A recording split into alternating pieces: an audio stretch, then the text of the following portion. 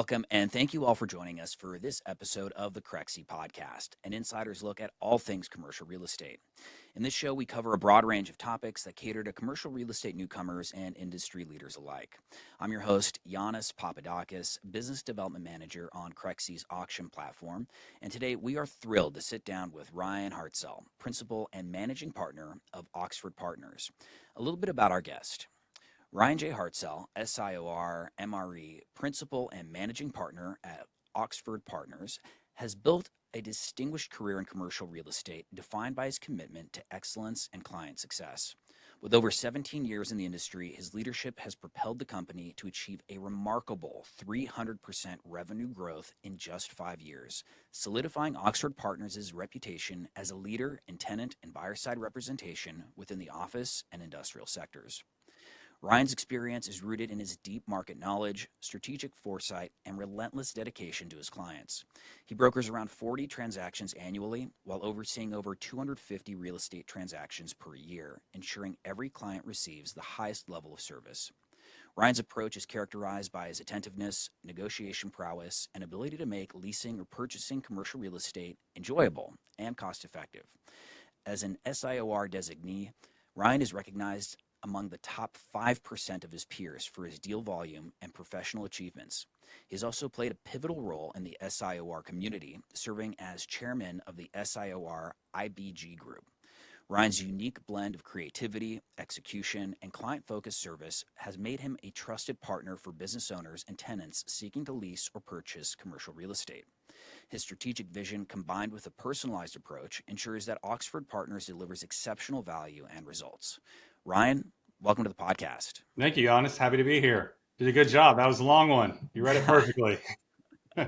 Well, I know we just covered some of your background, but I'd love to dig in further into your journey. What first drew you into commercial real estate, and what made you gravitate toward tenant and buyer representation specifically? Sure. So I was an engineering major, declared engineering major going into undergrad at Texas Tech. And about the summer before, maybe 2 summers before, it's kind of embarrassing. I read that Rich Dad, Poor Dad book by Robert Kiyosaki. Yeah. And decided that might be a better way to make a living. But didn't quite convince myself to drop the engineering major until after my first semester in school. And then I finally dropped it. So I had this vision of doing more investment brokerage, doing development, being more on the equity side of transactions like everybody is. But I got out of graduate school at Texas A&M in December of 2008 during the credit crisis. And all the positions being hired out of our program was either appraisal or brokerage. And I didn't want to beat my head up against an Excel spreadsheet, so I chose brokerage and it's a little bit more entrepreneurial. So really just kind of the time that I got out of school kind of forced me into brokerage. I think if that hadn't happened, I would have ended up doing something else.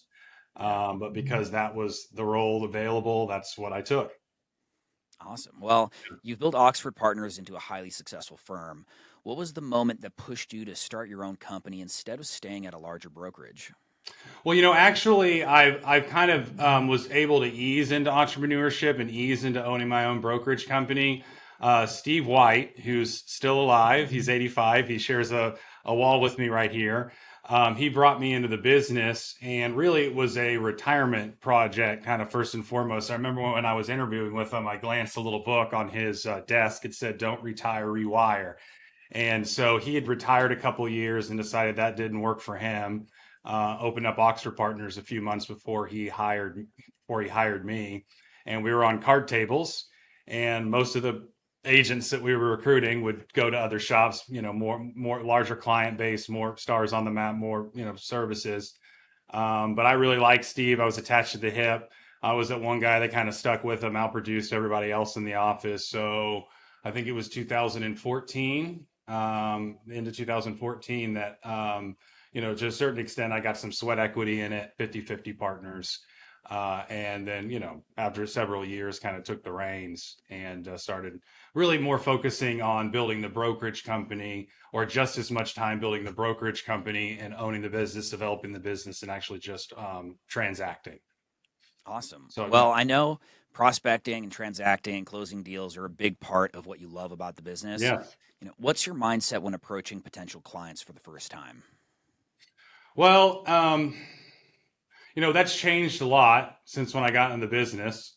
What we do now is really try to hone in on the pain or the problems that our clients or prospective clients are currently experiencing.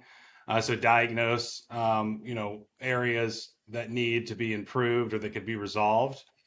And then kind of taking them along a journey of how we've helped give them, it's a service industry. So I think a lot of brokers come in and they're like, hey, here are all my clients. I'm great. Look at my resume, hire my rep letter, and we'll get started. That's not the way that we do it. We like to visually kind of show them kind of from start to finish what it's going to look like to work for us. And then again, based off of their pain points or their problem, show them examples of how we've helped companies in their shoes in the past resolve those type of problems. We oftentimes will do quite a bit of free work for our prospective clients before ever asking them to sign any type of engagement.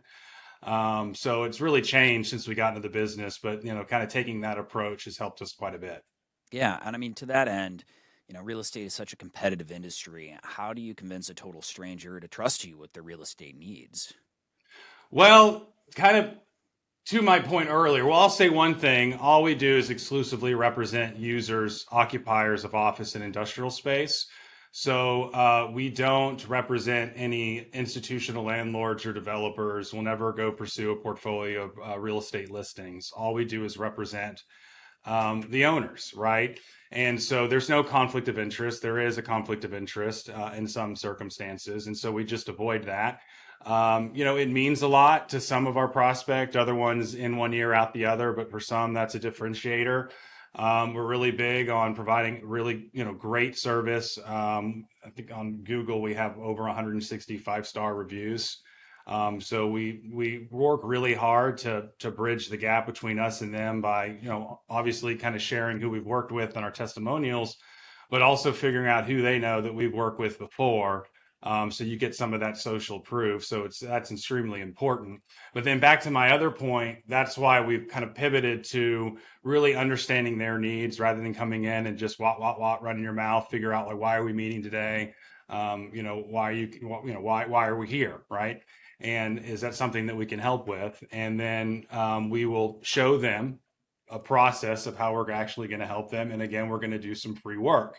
And we're going to try to really give them good visual examples of what that journey is going to look like ever before we ask them to hire us. And that goes a long way in convincing a stranger to hire you.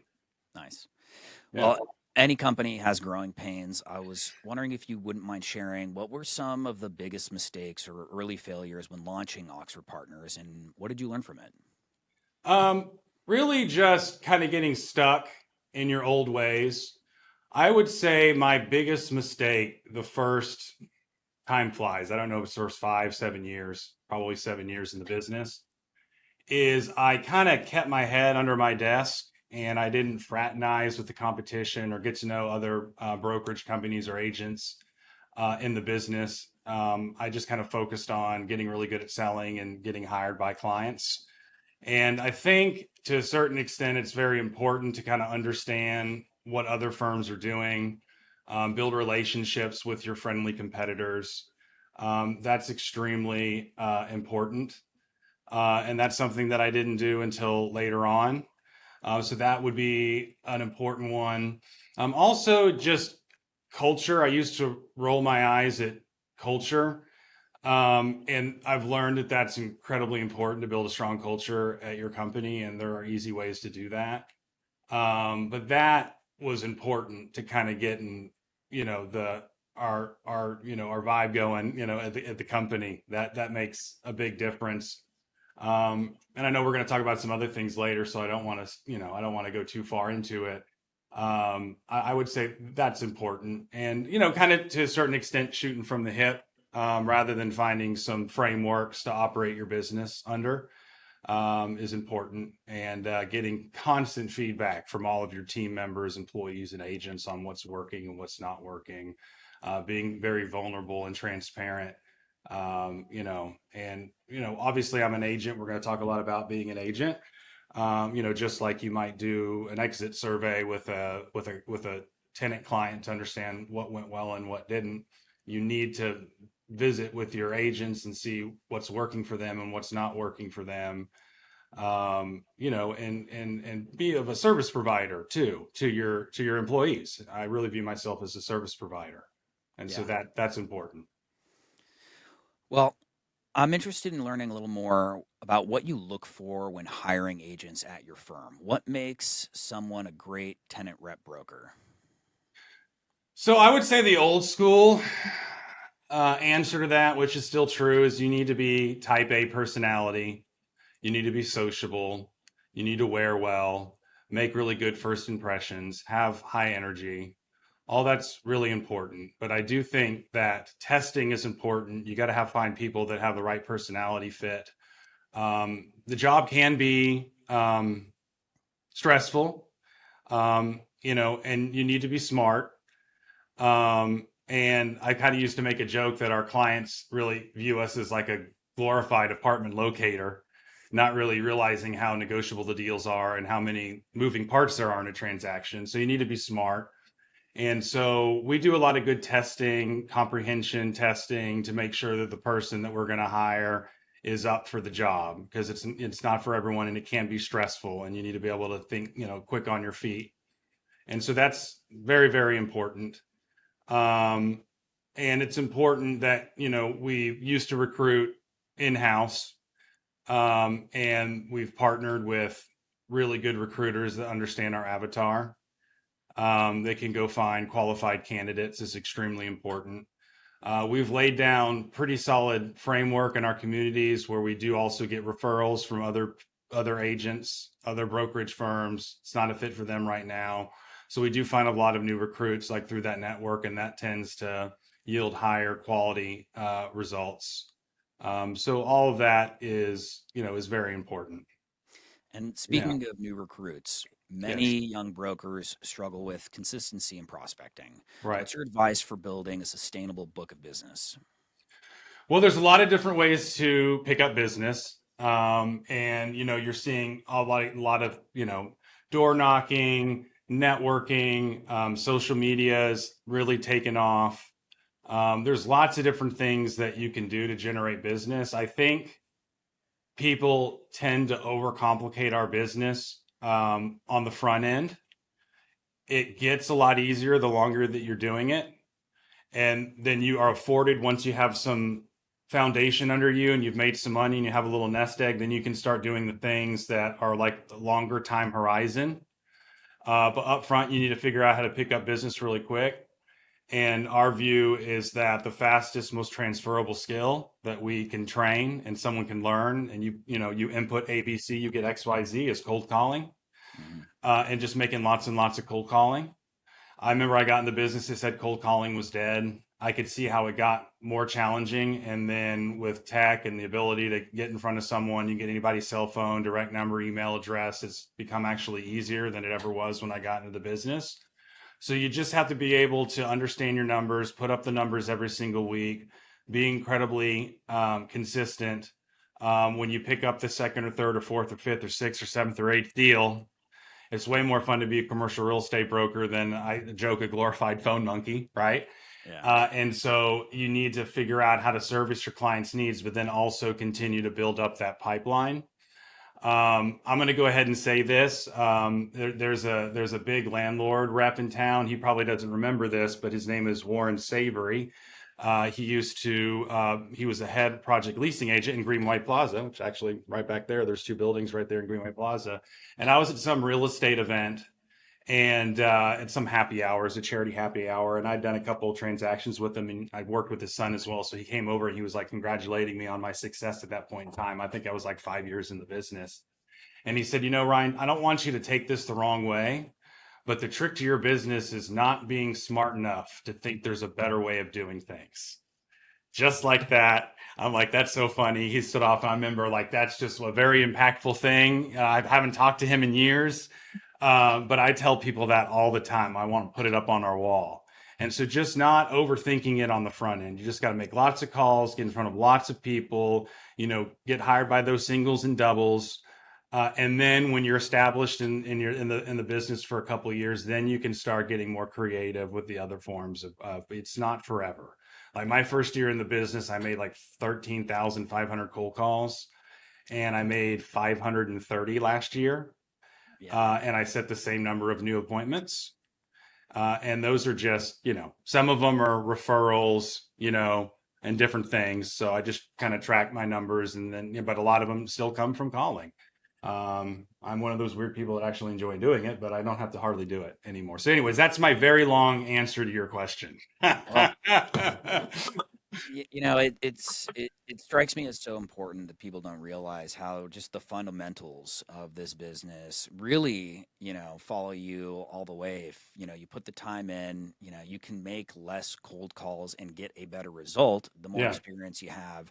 And, the more track record you have to lean on as well. But you can't Yeah. discount how important it is to pick up the phone and talk to people, because you Yeah. never know what's going to be on the other side of it if you don't pick it up. So, Right. Right. looking back on your career now, what's one unconventional decision you made that ended up being a game changer for you?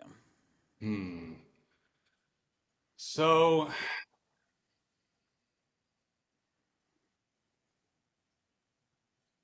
probably, I don't know if this is unconventional, but just to my earlier part about how I didn't fraternize with the competition or local agents. A big improvement for me was joining SIOR, where then nationally you connect with other very successful commercial real estate agents, other very successful broker owners, which was wonderful. But that's not the unconventional thing. I was still hanging out with real estate people.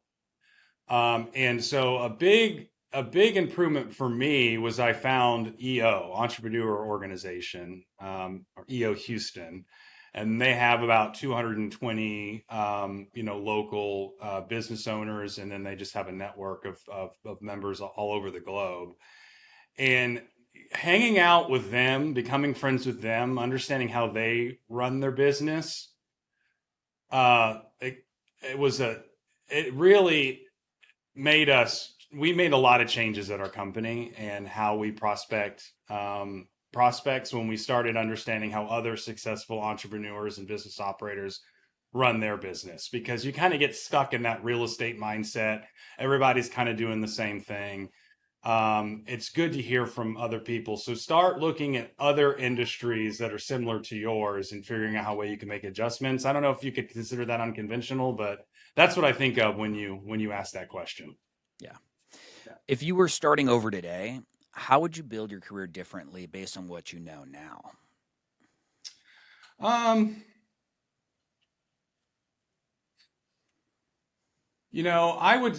would say that, well, I mean, I would have done mostly everything the same. I would have, so a big catalyst for myself as an individual in a brokerage, as just an agent. This is applicable to an agent, and it would also be applicable to a broker owner. I read the book Traction, and learned about the entrepreneur operating system, which is basically the framework to run your business. I would have done that sooner. And started asking myself, what is your vision? What do you want the next 1, 3, 5, 10 years to look like? What obstacles are in the way to prevent you from getting there? Start guessing at your KPIs, start working more in teams, start setting these quarterly rocks, in these leadership meetings. That's what I would have done that a heck of a lot sooner. And I might be borrowing from, I figured I might get a different question later and then give this book reference, but I love the book Buy Back Your Time by Dan Martell. I think that is one of the best books to read if you're a commercial real estate agent. It's geared towards business owners, but really any real estate agent is a private contractor, and they're operating their own business. I just think that's an amazing applicable book even like a new agent making $40,000 a year should read that book and embrace its principles. And so maybe let me start. That's my first answer to your question is early on, read that book. And then later on, do the Traction EOS deal. But that's my answer. Well, I'd love to dive into the nuances of tenant side brokerage and deal Yeah. making and winning strategies. Tenant and buyer side representation require a different skill set than landlord rep. What are the key differences, and why did you choose this side of the business? Well, as my mentor said, if you're leasing an office building, if you do a good job, you're leasing your way out of a job. Which I don't know how true that is, but I thought that was kind of funny. So I like tenant rep because you kind of have an unlimited opportunity for income.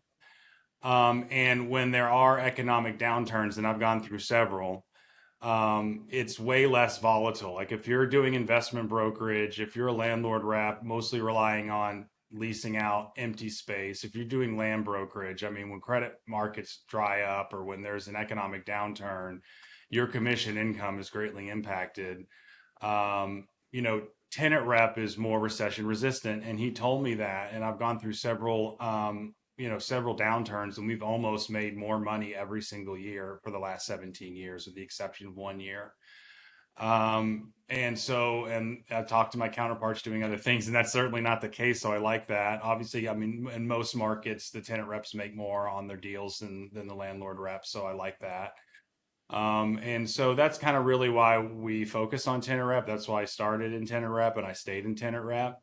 So that's all really important. And then, it's just like what I like about tenant rep is you really develop a relationship with them. And, once you have so many clients, they say it's a relationship business. You can't have like a genuine relationship with every single one of your clients, but it's still more of a trust factor relationship. You do become very good friends with some of your clients. Some of them are very good friends. We're just people that I cold called and met, and now we're buddies. But it's less reporting. It's less paperwork. It's nice to help a layman understand a process that they know nothing about. I think this is also me kind of speaking through people that do the other things and talking about the downsides. When like a landlord is super sophisticated, they already know all the real estate jargon and speak, and they just like pressuring you to fill up their building. It's just, you can tend to sometimes overcomplicate it as like a tenant rep, and you want to put together these fancy lease and, lease comparison softwares and do present values and lease first buy and, and we definitely talk about like amenities and like, and employee trends and like how this building might be better for your long-term culture and vision than the other. I mean, that's all true and it's relevant, but a lot of times we're like, oh, that's great. What's my monthly rent going to be? So I tend to go on tangents. Hopefully that answers your question. It does. It does. Yeah. So what are the biggest mistakes companies make when negotiating office or industrial leases? I mean, the number one is incredibly, and I'm just added two. So the first one is waiting too long to start that relocation or lease renewal negotiation. A lot of companies wrongly think, oh, I can move in 3 months. And that's not the case. I mean, 9 to 12 months is what it takes. Or I can wait 2 months before my lease comes up to start talking about my landlord, and they're going to think that I have leverage, and they're going to know that you don't. And so that would probably be mistake number one. And then this is going to sound like a selfish plug, but mistake number two is try to do it on their own, not hire an agent and just deal straight up with their landlord. We're all good people. I'm incentivized to represent my client to the best of my fiduciary ability. The landlord's agent's job is to maximize profitability for their office building, and that's a prerogative. That's good. And so they're not your friend. And if you represent yourself too, I always tell my clients and prospects, there's no better way to tell your landlord that you're not serious about leaving than to represent yourself, right? Because then they know your number one priority is just to stay there. That's why you don't have an agent working for you. Right. So I would say that would be the number one and the number two issue. And then I guess I'm going to add a third issue is not really understanding how negotiable those lease provisions are and how landlord favored they are. I mean, those leases are written by the landlord's attorney on behalf of the landlords for the landlord's advantage. And so they need to understand that there's a lot of devil in the detail, and there's a lot of provisions that are not only needing to be redlined and negotiated better, but there's provisions that should be deleted, and there's missing provisions that need to be added. And so just to treat it like it's an apartment lease and it's non-negotiable and let me sign it. And it's not a little small tenant issue either. I mean, I've seen some rarely big tenants just sign, sight unseen, sign a lease. It's frustrating too when I've tried to go after a full floor client and they didn't hire you. And then I'm like, but look, like my 3,000 square foot client got a better deal than you.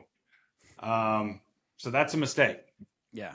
Yeah. I mean, I feel like the lesson there is sometimes if you're representing yourself, you don't know what you don't know. Right. And there's a ton of value in bringing somebody in that understands, has done this multiple times, for many different tenants and proven results that are ultimately going to add value to you. Right.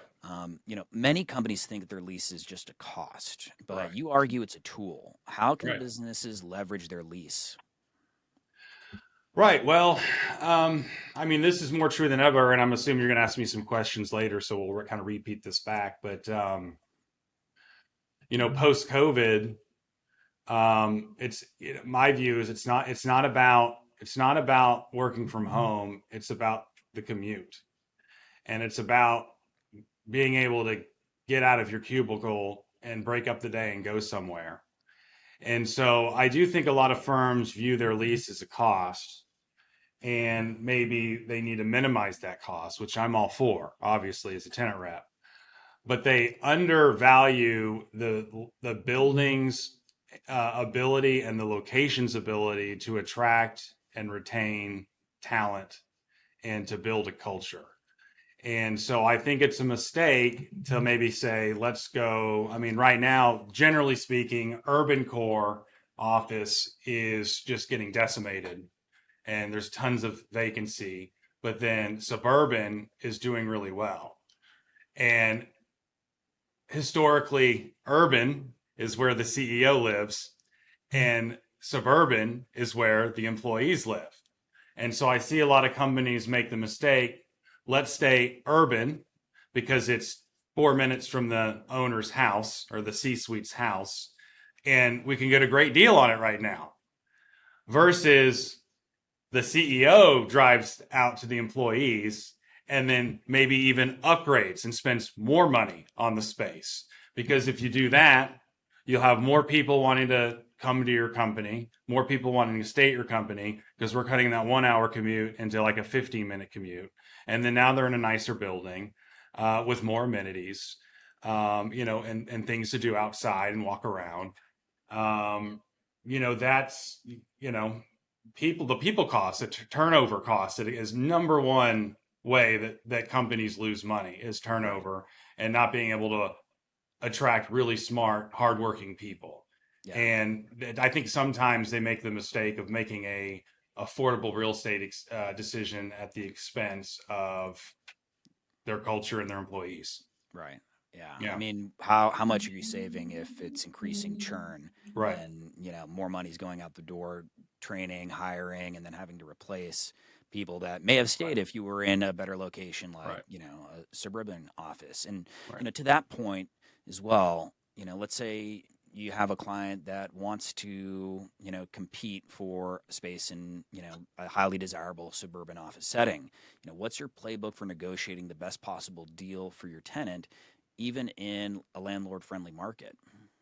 Yeah, well, we could talk about office and industrial. I haven't had, and where I'm located, I haven't. This is kind of the true in a lot of places, but I haven't seen a landlord-favored market since 2014, and then an industrial side has been a landlord-favored market for as long as I can remember. But it's kind of like back to basics. Honestly, is to have multiple options, and then not fall in love with an option, and that seems. Keep it simple, stupid, and basic, but most companies make that mistake. So you have to be negotiating 2, 3, 4 options at a time in order to pit those offers against each other to get the very best deal. And then, beyond that, you just really have to kind of know what you're doing, understanding that sometimes, I kind of feel like I've done more 1 or 3 year transactions than any broker in my market, because it's all case by case, deal by deal. Sometimes a landlord might be more motivated to do a 1 to 3 year lease than a 10-year lease, right? And so it's not always the case that you're going to get a better deal on a 10-year than a 3 or 5. And so just don't make those wrong assumptions on every single building. And then kind of understand like where the building is in its cycle. Did they just get sold at fire sale or and foreclosure, or at their low basis and they're ready to wheel and deal? Are they coming up for refinance? If they are they basically about to lose their shirts, or is there a path for them to keep the building? Based off of those scenarios, you're going to negotiate differently, and understanding in some markets that I've done a year free on a 5-year lease, like 5 years plus 1, so it's a 6-year lease, and it's not in every single market, but kind of understanding that, and then also each property is going to be built out at a different quality and standard, and so just kind of understanding where you can pull from one hat and then put it in another. But then some hats, there's not an equal dollar for dollar trade. I tell clients all the time, it's like, if you give up, 5 months of free rent, you're not going to get an equivalent dollar for dollar reduction in the rate necessarily beyond a certain point, because that rental rate that they have on their books is like the most precious, important thing to that landlord. And so anyways, hopefully that's convoluted. But, No, it's important to understand, I think, that there is a lot of subtlety in how you approach a negotiation, and there's a lot of information that you can use to your advantage, and information that somebody trying to represent themselves may not even be aware of, that they could have a piece of leverage or a negotiating tool, because they just haven't been active in this space professionally. Right. Yeah. So not to go on a tangent, like something we like to do for our prospective clients to get a copy of the lease, redline it so we can tell them all the things in the lease that they need to negotiate that they wouldn't know to. And so like most tenants don't understand you can put a cap on operating expenses. Most tenants don't understand that you can negotiate a termination option. Like on the industrial side, silly stuff. Like most companies don't know you should put a cap on the HVAC. And it goes on and on and on. I could list 60 things that those tenants don't understand that they need to negotiate. And so they don't. To that point, in industrial leasing, what are some unique challenges that tenants face that they might not encounter in office leasing? Basic supply demand fundamentals. Industrial has been white hot. There's very low vacancy. Kind of in my markets, what's really hard to find are these little 8,000 to say 32,000 square foot manufacturing facilities, maybe crane ready. Those things are tough. They're soft in some, but they're tough. I remember not even probably a year ago, we were running a survey for a client to purchase one of those properties. And there was like 14 online that were available. And so we contacted them, and like all but one had already sold or under contract, and they hadn't bothered to update the online listing because things were going so fast. So there's just, it's hard to fulfill. And then the purchase requirements, it's like very frustrating, millions and millions of dollars just stuck in your pipeline. Just we can't find a property to buy, and they don't want to hassle with the build to suit, right? And so it's just, and it's unfortunate, but like 2.5% bumps used to be 3.5% now. Landlords are trying to insist on 4. We're having to do 4% annual bumps sometimes, and the market's just going up and up. And there's a lot of volatility going on right now. There is increased vacancy. So everyone thinks, are they dropping? I'm like, my honest opinion is we're increasing more slowly. Maybe we'll flatline for a year. It ain't going down. That's my view on industrial, really on a national level. Obviously you have pockets in different situations, but generally I think that's certainly the case. There's opportunities though. I mean, we notice a lot of these really big box distribution warehouses that were just built on spec that used to be for lease only, that wouldn't wouldn't separate out anything less than 100,000 square feet are now dividing it up more and then putting it for sale or lease. Yeah. Right. And so there's some softening there. But there's a lot of small tenants. Most businesses just need small space. They're not doing big distribution. They're just doing light distribution and manufacturing. And they need anywhere from 6,000 to 25,000 square feet. And those are still pretty tight, Yeah. If you work with a huge 3PL company, then that's a different story. But, yeah. Well, what's one thing every tenant should know before signing a long-term lease? It seems basic that you can negotiate termination options. No one should ever sign a personal guarantee.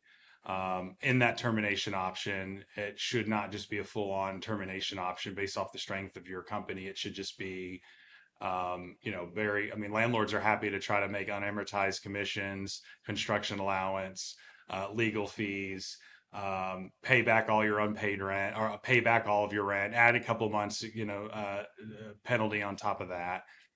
It should just really be a very, minimal, termination fee to pay back the landlords for its unamortized costs. So they keep the same return, but then, you get out of the lease early. So, I would say that's probably the most important. And then also you got to really look at that assignment and sublet provision with a microphone and a microscope, I should say.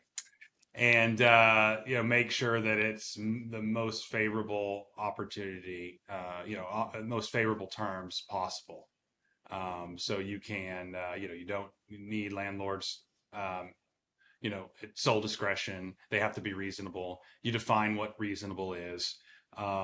You have very advantageous rules around if you merge or sell the business or want to sublease to some type of related or sister company. All that needs to be really looked at to give you the most options possible if you end up not needing that space over that 10-year period. Would you mind walking us through a particularly challenging deal you worked on and how you navigated the complexities? Well, I'd say top of mind right now. I don't know if it's super challenging. It's just atypical, and I thought we're going to be doing more of this. Is a lot of these buildings are, in foreclosure. They're with their trustee, and they have a temporary trustee looking after it, finding the new buyer, and that's happening a lot right now. And so, a lot of the times when that happens, that trustee will just kind of maybe put some lipstick on the property and just try to maintain it as best as possible so it doesn't fall apart, provide basic property management so they can sell it to the long-term owner. And so anyways, I was doing a deal in one of those buildings for this growing law firm. He really wanted to be in the building. We found the perfect space with a great view downtown. He really wanted a great view of downtown. And it was old, man. It's like the old 1 foot by 1 foot ceiling tiles and, really old light fixtures, is musty, right?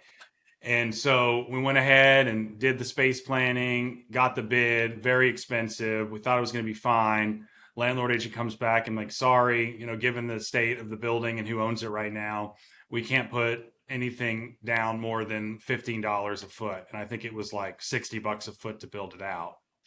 And so we actually worked out a deal where we got our regular 7 or 8 months of free rent per the market in that area. And then we added another 22 months of free rent onto that deal on like a 5-year deal, right? And then took out a little SBA. My client took out a little SBA loan with one of his lenders to fund those tenant improvements. And then what that amount was, that's what the landlord agreed to offer, that amount of free rent. And so they enjoyed all this free rent period. They get the regular 7 or 8 months of free rent that they would have otherwise. And then for the next 22 months, no rent. So then he can pay back the tenant improvement allowance to the bank. So the net effect of it is the same. And so that's what we did. So I just thought that was very recent. And I thought it was interesting. I was like, yeah, we're going to be doing more of this. Phenomenal. Yeah. Well, Shifting gears a little bit, I'd Yeah. love to chat more about your insights into the demand side perspective and uncover what's really happening in office and industrial. Today the media is filled with doom and gloom stories about office real estate. Based on what you're seeing daily in the market, what's the reality? Well, there is a disconnect between everything that you see in the media and then actually what's happening. So there is a lot of churn in the office market right now. There are a lot of buildings that are being sold at 30 to 70% their pre-COVID valuation. And people are going out to the suburbs and downsizing some of their space. Like that's all happening. But I think our average client thinks that there's why don't I get half off, right? Like, what shouldn't I get half off? So there's a lot that goes into that, but that's not really happening, and I'm not sure that's never going to happen, really. It's not as bad as the headlines would lead you to believe, which is not a shocking statement. I mean, the headlines just kind of, that's doom and gloom is what sells, right? So it's just not as bad, and I would say that this kind of gets into the difference between national tenants and kind of local regional tenants, but I was kind of insulated. So we mostly, we have national clients. We do we have clients that have, hundreds of locations around in North America that we represent. But a lot of our typical client is more of a local or regional firm, kind of mid-sized company. And so post-COVID, obviously, was pretty scary. But once we got through the scary part and things continued on, 2021, 22, I just kind of felt like, I feel like on the office side, we're going to be making about 80% of the revenue that we would have otherwise. That's kind of how I feel, right? That's just my gut tells me. And then like a year ago, CoStar came out with this big study that they explained that all the mid-sized, small, local, regional firms mostly did the same thing. And it was the big companies, publicly traded companies, huge companies that tended to like vacate their spaces, do 100% remote or 80% or 50% work from home. Those are the ones that were making the big decisions. And so that was what all the headlines were about. And so, on the office side, it's the average business, average tenant is mostly doing the same thing that they did before. Instituting, work from home 1 or 2 days a week, probably relocated or, maybe downsized a little bit, but they didn't abandon their office space. They're still there. They're still doing deals. I was surprised in like mid 2020, late 2020, my clients were like, let's renew. It's like, okay, cool. We get a better deal, so it's not as bad as the headlines would lead you to believe. Yeah. Yeah. A lot of talk is centered around flexible lease agreements. Are tenants actually moving to short-term or month-to-month leases, or is that just more of a talking point? I mean, honestly, I'm going to be a little vulnerable here. I don't know what people are talking about. I read this in the news all the time. I hear all the real estate, social media people talking about this. My contrarian view is I don't see it. I don't know. I mean, you got the co-working trend, but if you're leasing more than 2 or 3 offices, that's incredibly inefficient and unaffordable on a price per square foot basis. So I'm not really seeing a lot of tenants do these short-term leases. What I am seeing, not as much anymore, but certainly in 2020, 21, 22, is like you went to Landlord, hey, gonna have a year extension. Before they'd be like, no, 5 years. Right now they're like, well, okay, to keep you, right? So from that extent, if the desire is there and the question is asked, you can do shorter term. And I'm always, what do you want, client? Like, 6 months, 20 years, but they're mostly doing longer term leases because they also are thinking, man, we got to move. We got to like build out great office space. We got to do like the media room and the big kitchen where people hang out, the Zoom room, like, and that costs money. So they're committing to longer term leases. So I'm just scratching my head, honestly. I don't know if it's there. I'm not seeing it at all.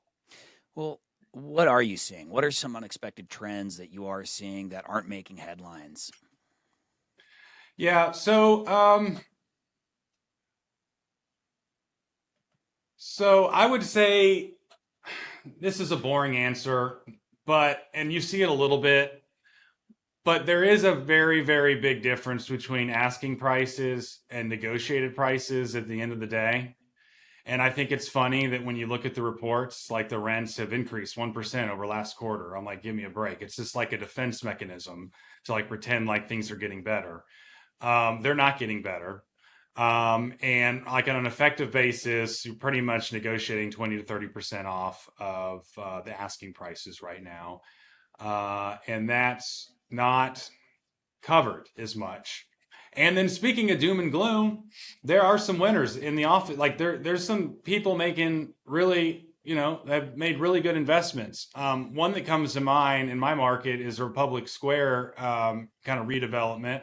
It used to be the old Exxon Mobil campus off of Katy Freeway near Highway 6. And beautiful campus. They got, it's in the woods, and they got like a nice little lake in the back. And that kind of had a storied past of just, bought at the wrong time. And then Harvey just with the, just got flooded, just on non-natural reasons. That won't happen again. So they lost their shirts a couple times, but then the group that got it now, I think they bought it at 15% vacancy, 20% vacancy. And I'm buddies with the landlord agent. He told me like 3 months ago, they were like 95% occupancy. And so that's a home run. Those investors are going to make a lot of money on that deal, and you don't hear about it as much. I knew it was going to, I was like, man, I wish I could have invested in that. I knew it was going to work. When I saw them do that and what the plans were, where it was located, I knew it was going to do well. And to that point, what tenant behaviors do you see now that will define office real estate over the next 5 years? So I'm trying not to get the same answer. So I will say what comes to mind is, rather than tenant behavior, it would be a landlord reality that I do think we're going to see more and more of these office buildings, trade at lower prices over the next 2, 3, 4 years. You're going to have more buildings that are at a lower basis.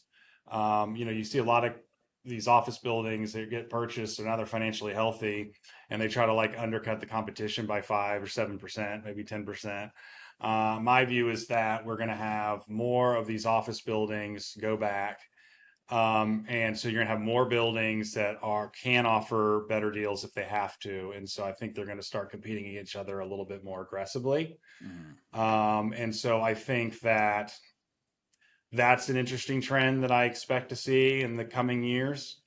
And then the answer that I thought of earlier is just like the flight to Class A property. There's a flight to quality, and then there's a flight to be closer to your employees' residences, wherever you have that. You chart that out on all of your all your employees. Like, where's the center of the map based off of where your employees live, and that's where we're going to see companies going. Yeah. Yeah. If a business owner came to you today and said, "Should I lease or wait?" How do you answer that? Well, I mean, a lot of the times, lease expiration comes up, you have to do something, right? Maybe I would advise them wait a year or two. I do think you can kind of like overthink it a little bit, and now it's a great time to lock in a great rate. You just never know. But my general feedback is, like, if you want to do something short term, I don't think you're going to get too hurt by that. Chances of it bouncing back, I know that'll depend on where we're at sometimes, because sometimes I'm like, no, take this deal right now.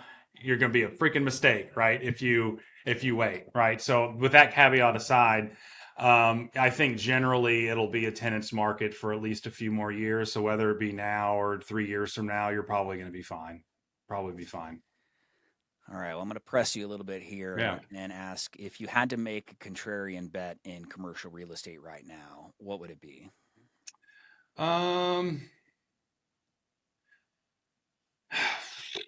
It's not contrarian. I just think that the office market is going to take like 15 years to get back to where it was.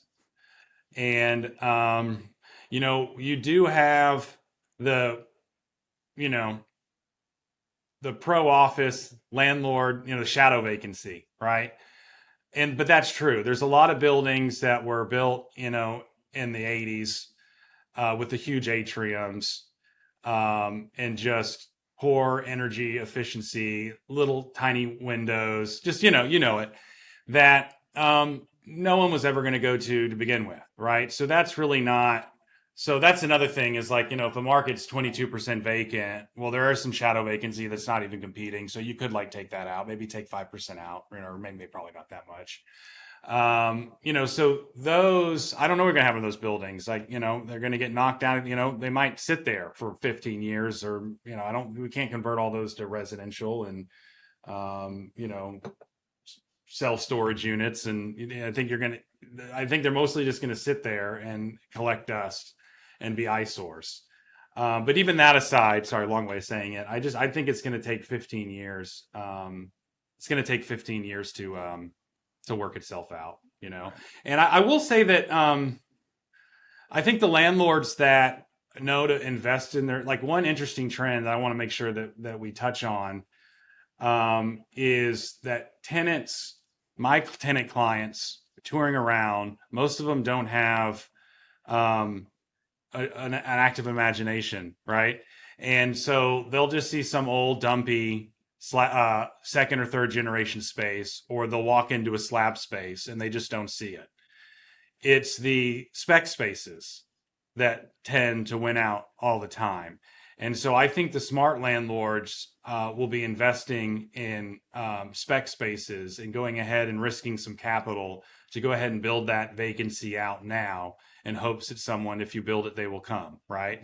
And I have this conversation with other landlord reps weekly about how that landlord really needs to do some more spec space. And I know, but either they're scared to or they can't because they're not in the right financing cycle.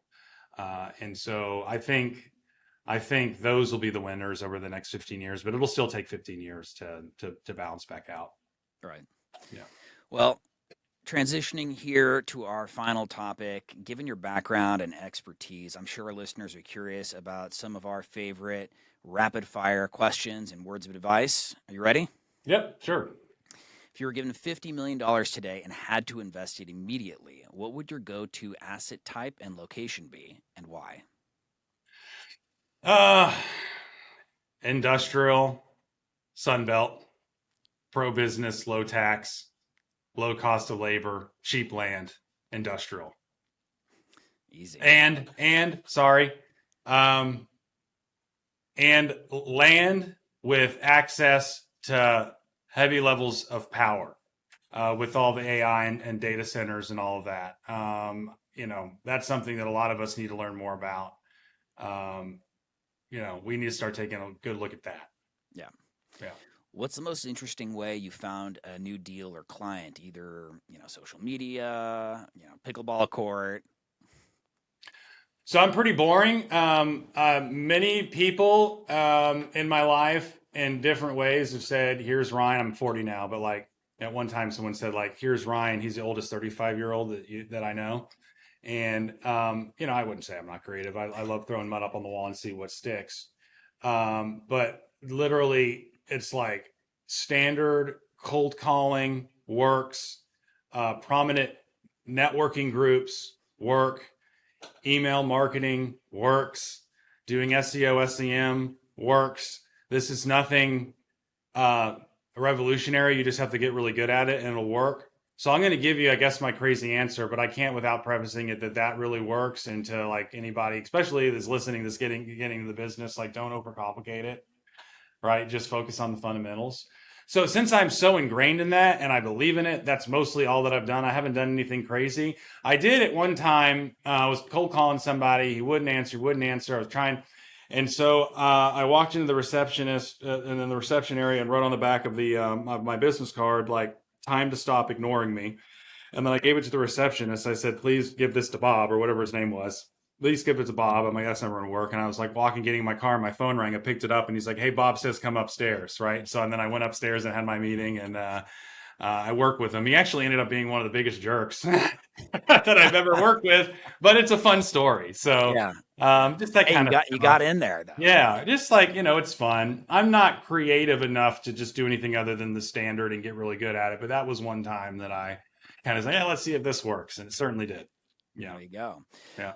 What's the best investment you've made? Not necessarily a deal, but in terms of time, resources, or education? Yeah, I mean, I can't answer that question with just one thing because there's a lot of things I've done, particularly the last 5 years. I mean, that's another mistake is like, I certainly read, but I did not read like I do now. I read a ton now that I used not to, and I hang out with like really successful other business owners like the last 5 years, and I wasn't doing that before. But it's just like investing in myself, joining EO Houston. Like I referenced that before, that was extremely important. We invest in sales trainers here. We do sales training ourselves, but we definitely outsource and we invest and spend the money on the sales training. You need people outside of your market or your expertise. It doesn't have to be a real estate sales trainer. You can learn from a software as a service sales trainer, right?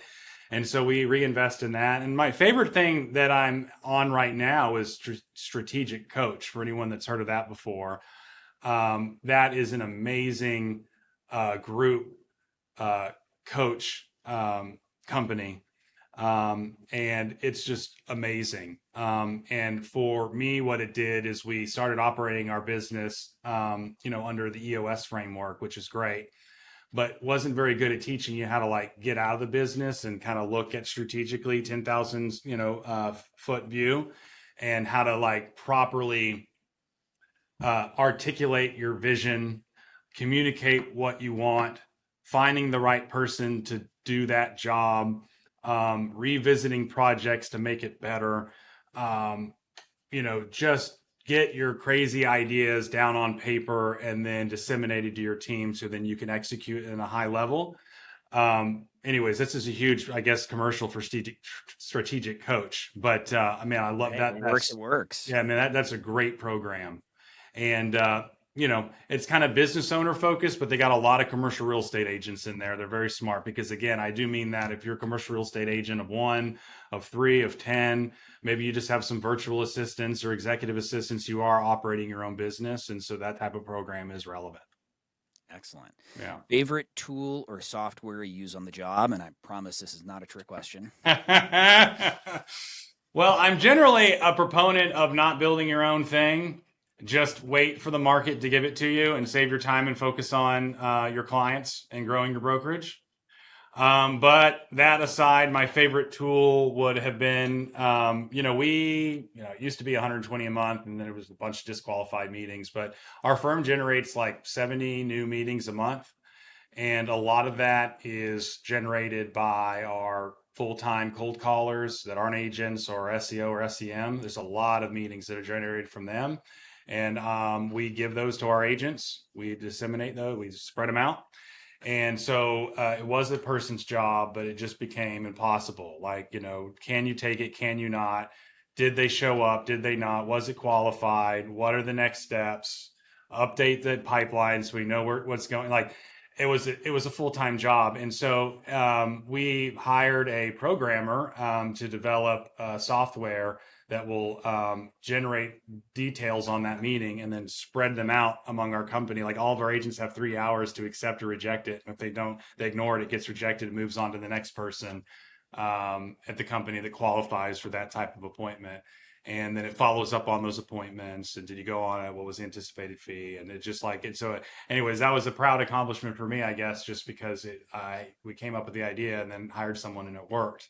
And it completely eliminated a person's job, like a full-time job. It's the programmer does it. And every once in a while I talk with Sohail to do an update, and then that's that. Yeah. So Smart automation. Yeah. Yeah. And then finally, real quick, what's the most common misconception about your job or industry? Man, I would say, I think that it's easy. I mean, it's really hard your first couple of years. Everybody understands that it's hard, and then you start having some success.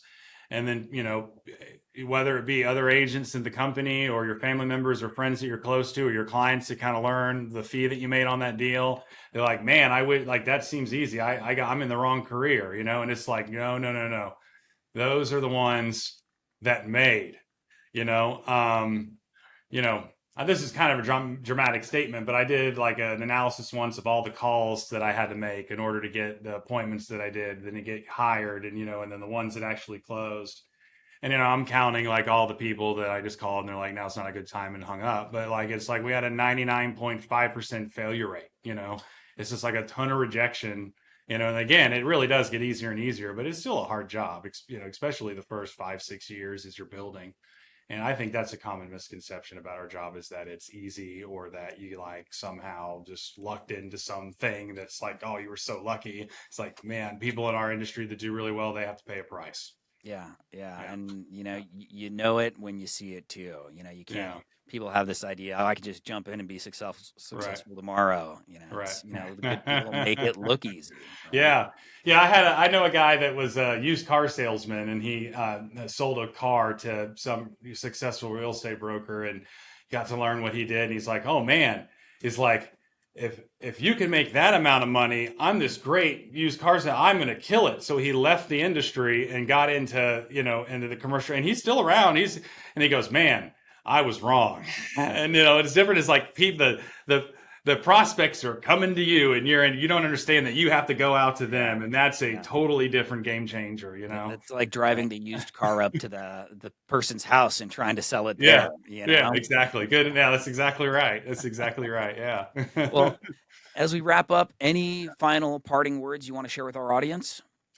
No, I mean, I don't think so. I mean, I love the business. I love to help other agents and other entrepreneurs, and obviously love to help companies that are looking to lease or purchase a building or sell a property that their business owns for their own use.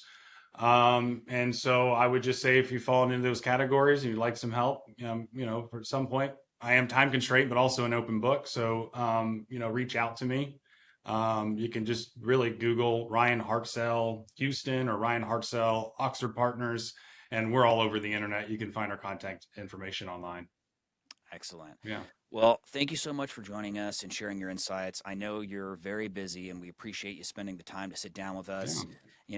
Where can people find you online if they want to get in touch? Email, social media? What's the best way to reach you? All of the above. I mean, again, you just kind of Google my name. You find me on LinkedIn, you find us on our website, you can find us, online, different publications. Partners, Ryan Hartsell Houston, you'll find me. Yeah. Well, Ryan, thanks again for joining us, and thanks to everyone who tuned in today. If you enjoyed this episode, do not miss the next one. Visit Crexi.com/podcast and sign up to get the next episode delivered straight to your inbox. Of course, you can also subscribe to the Crexi Podcast on your favorite podcast app, and check out our YouTube channel for video recordings of each episode. Take care, and be sure to tune in next time.